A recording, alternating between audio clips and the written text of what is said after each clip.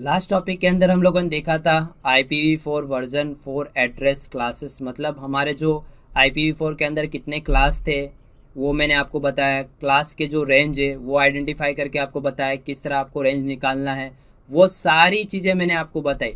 अब हम लोग देखेंगे कि क्लास ए एड्रेसेस, मतलब हमारे जो क्लास ए के जो एड्रेस है उसके अंदर कितने नेटवर्क आईपी है और कितने होस्ट आईपी है।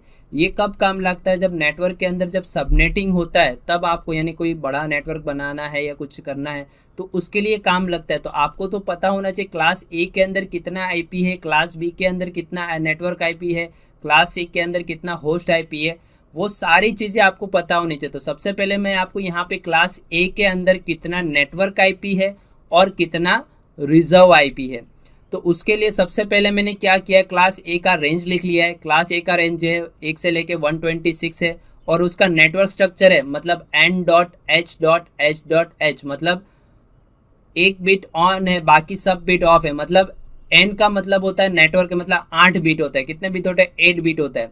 तो यहाँ पे इसके लिए एक फॉर्मूला है, नेटवर्क आईडी में से आपको रिजर्व बिट माइनस करना है। क्या करना है पावर 2 के अंदर? नेटवर्क आईडी से आपको रिजर्व आईडी माइनस करना। मतलब क्लास ए का रिजर्व आईपी क्या था, रिजर्व बिट क्या था? 1 था मतलब। और यहाँ पे रिजर्व आईडी, नेटवर्क आईडी कौन सी है? नेटवर्क आईडी कितनी? 8। तो पावर ऑफ 2 के अंदर आपको क्या करना है?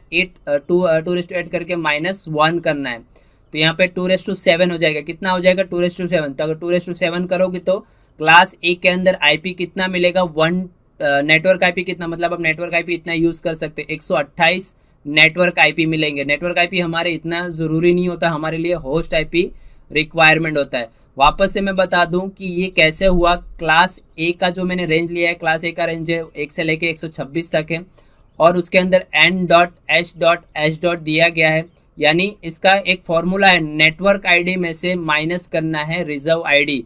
मैंने पूरा आगे क्लास के अंदर एक रिजर्व बिट आपको बताया था, तो उसके अंदर क्लास ए के अंदर कितना रिजर्व बिट है? 1 है। तो मैंने यहाँ पे नेटवर्क कितना है इसके अंदर? तो 8 बिट ऑन है।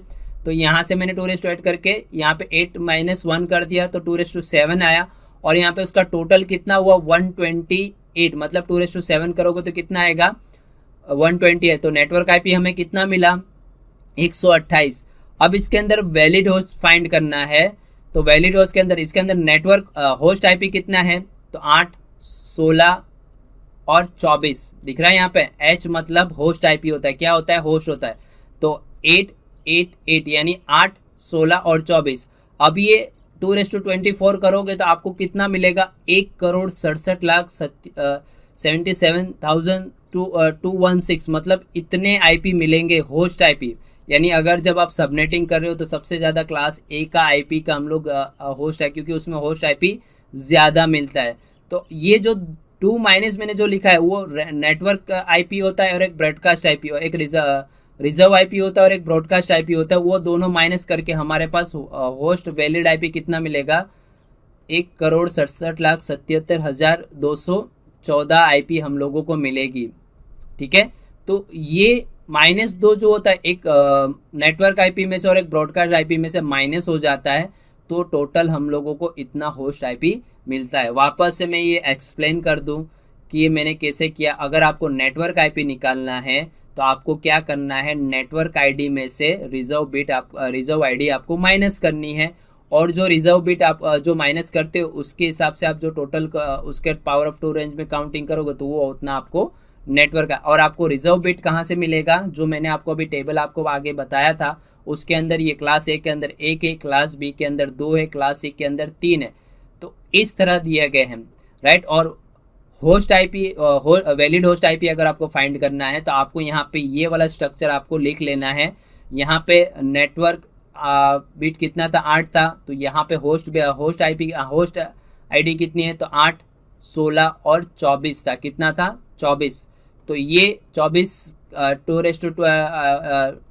2 को 24 बार गुनोगे, यानी 2 × 2 × 2 × 2 × 2 × करोगे तो आपको कुछ इतना आईपी मिलेगा, राइट। और उसमें से नेटवर्क आईपी और ब्रॉडकास्ट आईपी आपको क्या कर देना है? माइनस कर देना। 2 माइनस कर दो तो ऑटोमेटिकली आपको होस्ट आईपी इतना मिलेगा। मतलब सबसे ज़्यादा क्लास ए के अंदर होस्ट आईपी मिलता है। ये सबनेटिंग के अंदर यूज होता है। जब CCNA के अंदर हम आपको सबनेटिंग बताएंगे कि CCNA के अंदर सबनेटिंग, क्योंकि आईपी हर एक कोई परचेज नहीं कर सकता, बड़ी बड़ी कंपनियां होती है तो वहाँ पे सबनेटिंग करते हैं, वो हम लोग सबनेटिंग। बट वहाँ पे अगर क्लास ए का रेंज का आईपी सबसे ज़्यादा यूज़ करते हैं, क्योंकि अगर उनका होस्ट ज़्यादा है, सिस्टम ज़्यादा है, तो यहाँ पे आपको ये यूज़ कर सकते हैं, राइट। तो इसके अंदर इतना वैलिड होस्ट आईपी यानी इतने आईपी हम लोग असाइन कर सकते हैं अपने सिस्टम के ऊपर, राइट। अब हम लोग देखते हैं क्लास बी का। तो क्लास बी के सबसे पहले आपको तो क्या लिखना है, रेंज लिख देना है 128 से लेकर 191 तक, और उसका नेटवर्क, उसका जो नेटवर्क का स्ट्रक्चर है n.n.h.h। अब इसमें नेटवर्क कितने हैं, 8 8 16 यानी 16 है, और होस्ट भी कितना है, 16 है। तो आपको क्या करना है, नेटवर्क आईडी में से रिजर्व आईडी माइनस करना है। तो रिजर्व आईडी कितनी थी टेबल के अंदर, 2 था, तो यहाँ पे आपको 2:16 माइनस 2 करना है। तो आपको कितना मिलेगा, मैंने जस्ट, तो यहाँ पे 16 में से 2 माइनस करूँगा तो 2:14 आएगा। तो यहाँ पे अगर 2 करोगे 2:2 करोगे 14 बार, तो यहाँ पे 16,384 आईपी आपको नेटवर्क आईपी मिलेगा। क्या मिलेगा, नेटवर्क आईपी, यानी नेटवर्क आईपी आप इतना दे सकते हो। जैसे नेटवर्क आईपी हो सकता है 130.0.0.0.0, मतलब ये नेटवर्क आईपी होगा, ठीक है। तो इतना आईपी आपको मिलेगा। पर ये कैसे आया, नेटवर्क आईडी में से रिजर्व आईडी मैंने माइनस किया। नेटवर्क आईडी कितनी है, 8 8 16, और उसमें से रिजर्व बिट कितने हैं, 2 थे, तो इसमें से मैंने माइनस कर दिया, और उसमें से मेरे को नेटवर्क आईपी कितना मिला, वैलिड नेटवर्क आईपी इतना मिला, 16,384 आईपी मुझे नेटवर्क आईपी मिली है।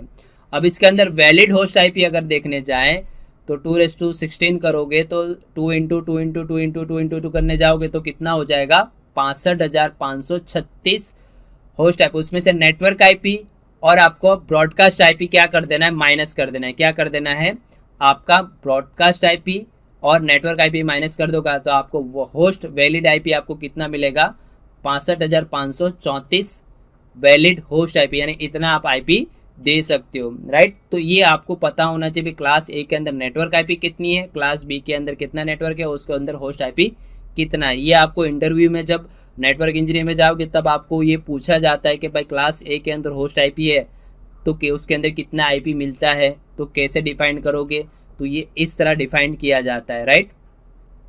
अब हम लोग क्लास सी के अंदर जाते हैं। तो क्लास सी के अंदर सबसे पहले आपको क्या करना है, उसका रेंज लिख देना है 192 से लेके 223 तक, और उसका जो नेटवर्क का स्ट्रक्चर है वो है n.n.h आपको कर देना है।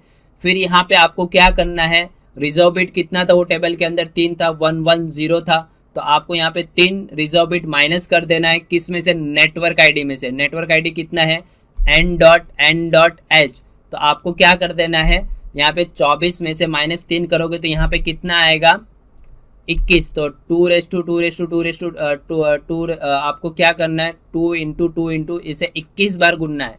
तो आपको नेटवर्क आईपी कितना मिलेगा, 20,97,152 आईपी नेटवर्क आईपी मिलेगा। 20,97,152 नेटवर्क आईपी मिलेंगे, यानी सबसे ज़्यादा नेटवर्क आईपी अगर मिलता है तो क्लास सी के अंदर मिलता है। किसके अंदर मिलता है, क्लास सी के अंदर। और सबसे कम नेटवर्क आईपी मिलता है हमारे क्लास ए के अंदर। कितना मिलता है, 128 मिलता है। कितना मिलता है, 128। अब इसके अंदर वैलिड होस्ट आईपी अगर देखने जाओ तो इसके अंदर होस्ट कितना है, 8 है, तो 2:8 करेंगे तो 256, क्योंकि 256 हमारा एंडिंग आईपी कितना है, 255 तक ही वैलिड है। तो यहाँ पे 2 माइनस करोगे नेटवर्क आईपी और ब्रॉडकास्ट आईपी, तो आपको होस्ट आईपी कितना मिलेगा, 254 मिलेगा। कितना मिलेगा, 254। मतलब हम लोग अगर सबनेटिंग करें, अगर आप सबनेटिंग करके आईपी देने तो क्लास सी का आप होस्ट ले सकते हो, क्योंकि अगर आपको 300 जितना पीसी है या 250 जितना या टोटल उतना है तो आप ये वाला क्लास सी का आईपी यूज़ करके सबनेटिंग करके कर सकते हैं। बट अब सबनेटिंग जब हम लोग करेंगे तब की बात है। बट अभी आपको इतना पता होना चाहिए क्लास सी के अंदर नेटवर्क आईपी कितना है, क्लास बी के अंदर कितना है। सबसे ज़्यादा होस्ट आईपी क्लास ए के अंदर मिलेगा और सबसे कम क्लास सी के अंदर 254 मिलेंगे। उसके अंदर 1 करोड़ से ऊपर में 1 करोड़ से ज़्यादा ही आपको मिलेगा होस्ट आईपी। क्लास सी के अंदर लिमिटेड है, बट क्लास बी के अंदर लिमिटेड है, और क्लास सी के अंदर उससे भी कम है, बट सबसे ज़्यादा नेटवर्क आईपी अगर मिलता है तो हमारे क्लास सी के अंदर। मैंने फॉर्मूला भी आपको बता दिया है किस तरह करना, मैंने आपको टेबल भी आके आपको बताया था, उसी फॉर्मूले से आपको इतना फाइंड आउट करना पड़ेगा, राइट। अब आगे बढ़ते हैं। मैं अब आपको बताना चाहता हूँ private IP versus public IP.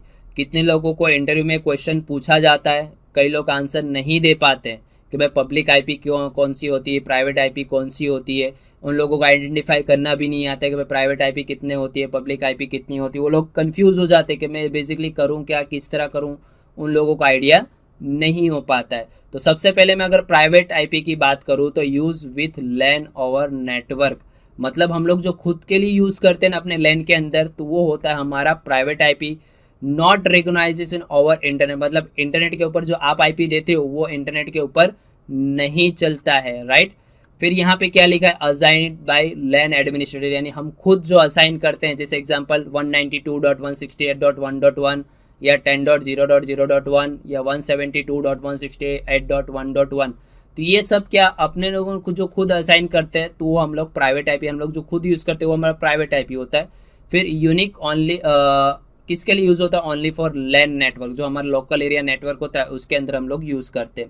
और इसका फ्री ऑफ चार्ज, इसका कोई चार्ज नहीं लेता है। अगर आप अपने सिस्टम में जब कनेक्टिविटी करते हो तो नॉर्मली हम लोग आईपी डाल के कनेक्टिविटी करते हैं, बट कोई उसका चार्ज नहीं। मैं अभी आपको प्रैक्टिकल करके भी इसके अंदर बताऊंगा आईपी कैसे डाले जाता है, किस तरह से डालते हैं, कैसे डालते हैं, वो मैं आपको प्रैक्टिकल के अंदर भी परफॉर्म करके बताऊंगा। बट आपको प्राइवेट आईपी क्या है कि ये इंटरनेट के ऊपर नहीं चलता है, और एडमिनिस्ट्रेटर जो हम लोग होते हैं जो लैन कॉन्फ़िगर करता है तो वो असाइन करता है। इसका कोई चार्ज नहीं होता है, आपको कोई चार्ज देने की ज़रूरत नहीं रहती। और उसका रेंज जो है, क्लास ए का रेंज जो होता है 10.0.00 से लेके 10.255.255.255.255 तक, यानी एंड तक जाता है।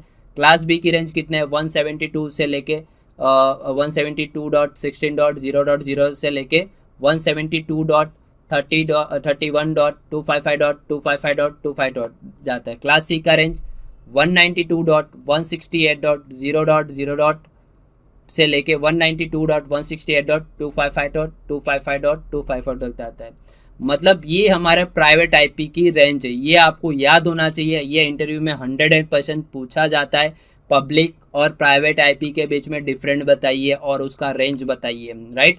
अब हम लोग पब्लिक आईपी के बारे में समझे तो यूज़ ऑन पब्लिक नेटवर्क, यानी हम लोग जो अपने फ़ोन के अंदर जो इंटरनेट यूज़ करते हैं ना, तो वो हमारे उसका चार्ज देते, जो आईएसपी कंपनी जो लोग यूज़ करते हैं हम लोग, जिसके अंदर अगर अपने फ़ोन के अंदर सर्च करोगे ना व्हाट इज़ माई आईपी, तो एक आईपी आपको बताएगा, वो पूरा इंटरनेट के ऊपर अलग अलग आईपी चलती है। तो ये क्या है, रिकॉग्नाइज ऑफ इंटरनेट, इंटरनेट के ऊपर जो आईएसपी के ऊपर उन लोगों ने परचेस किए होते, क्या किए होते, परचेस किए, क्योंकि आईपी की प्राइस बहुत ज़्यादा होती है, तो हम लोग नॉर्मल पब्लिक तो इसको परचेस नहीं कर सकते। जो बड़ी बड़ी कंपनियां होती है वो लोग ये आईपी परचेस करके फिर उसके ऊपर डिस्ट्रीब्यूट करते हैं, जैसे हमारा इंटरनेट जो जैसा चलता है उसके अंदर यूज़ करते हैं।